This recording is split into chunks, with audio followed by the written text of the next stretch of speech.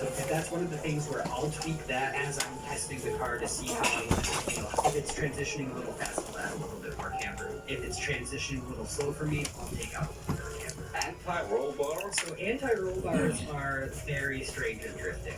It's one of the hardest things to get your head around about how it's working. Ideally, the most grip you can make is with no roll bar. But the car might be a little bit weird. Adding more roll bar. So a roll bar is literally a bar that connects the suspension arms on one side of the car to the other. So when one side gets pushed up, that bar tries to lift up the other side as well. And when it gets pushed down, it tries to push down the other side. So it links both sides of the car together. So in the front, stiffer roll bar means have less forward grip up to a certain extent. Under anti-roll bar, generally I don't use it so much in drifting, but if I need to take out grip and either exit the car, I'll add more bar. So when I start out, I start my front bar,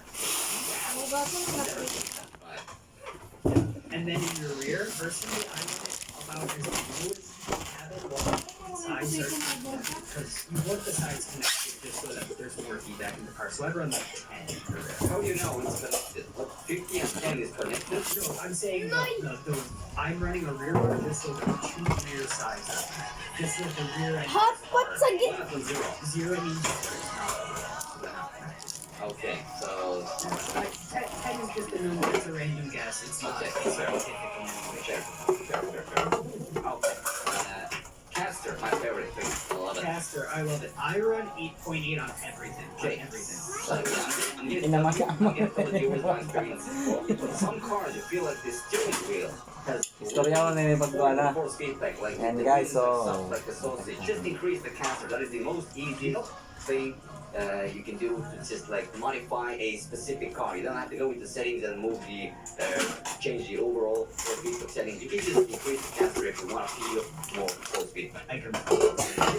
That is 100% accurate. So your caster does affect your self-steer, which is what you're describing, which is how much the wheel wants to follow it. And more caster will make it also so that you can drive the car again more with the gas and the brake as opposed to the steering, which will always mean you'll feel a lot smoother. And you said 8.8, yeah? That's where I always start, and again, that's just because I've like tried higher, I've tried lower, and that's just where it feels comfortable for me. It'll really adjust also how twitchy the steering is at the extremes. I'm gonna use 8.8 as well. Alright, accurate angle, that's an interesting thing now. Oh, it's so controversial. People say like, oh, you're not pro unless you run 100 and Yep. yada yada yada. Yep. So Ackerman in a 90s car, run it where you're comfortable. It doesn't matter at all. It is completely just how you're comfortable. I personally, on my 90s car, I run 30. Okay, but someone jumps into Clarix doesn't know what Ackerman even is. It changes your front toe as you turn more. What is The more Ackerman will make the car want to spin a little bit more. It'll be more spinny, it'll be more snappy, it'll feel way more sensitive on the joystick. Or it'll feel way more sensitive on the wheel if you're on wheel. Lower Ackerman makes it feel a lot looser, a lot less grippy. The car will be a little bit slower, but it's almost not noticeable at all. So on controller, like if you go on zero Ackerman, on controller there is no way you can oversteer, right? I'm honestly at like 20 or 30. If you have your car set up right, it's hard to oversteer that. Now the funny thing is, on steering wheel, 900 no assist, on zero Ackerman you can still oversteer. Why is that? I don't know. I have to assume it has to do with the controller. I have to, because what else would be different, you know what I mean? Okay, but when you're chilling in a lobby, what do you use on controller usually, the Ackerman? I run 30 on everything. 30.